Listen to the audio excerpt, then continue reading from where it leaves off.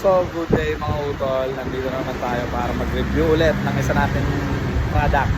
So, ang next review natin for today is Mio Gravis 125 or for the word its name Grab. Madalas siyang gamitin ng mga Grab deliveries. Ayan. Kasi meron siyang malaking compartment. So, sa 125cc kasya ang helmet sa ano niya, U-box. So ito yung Mio Gravis 125cc. So yun yung appearance niya.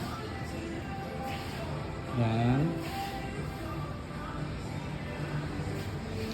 So tulad ng sinabi ko sa 125 Mio i125 and 125S, then sa Mio Passion, pare-pareha sila ng engine. So, ito ang medyo kakaiba kasi ayan, sa compartment niya kasya po ang helmet dito. Then ayan yung sa tools. Ang gas tank niya kasi nandito po sa labas. Ipindutin niyo lang po itong sa susian yung fuel.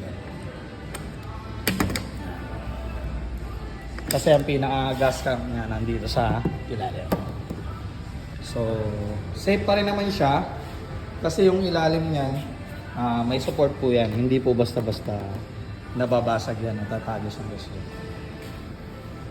Tapos, ayan, may charging port din siya. Pero hindi siya katulad nung sa Passion na USB type na. Ito, kailangan nyo talaga nung round yung pang nilalagay sa mga kotse.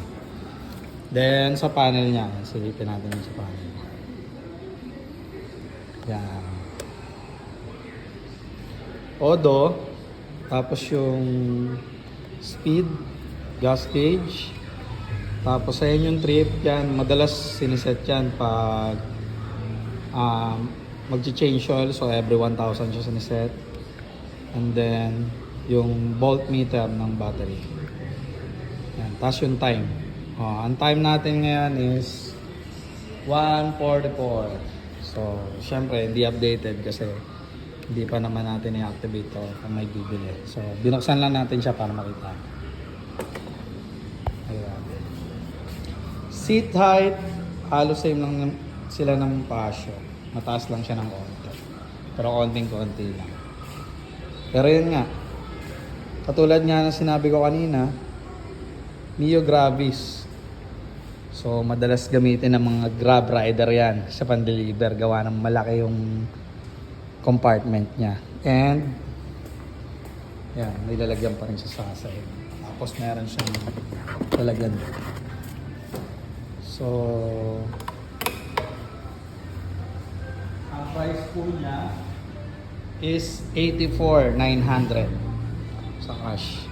Then kung may inquiries kayo, PM or comment down na lang.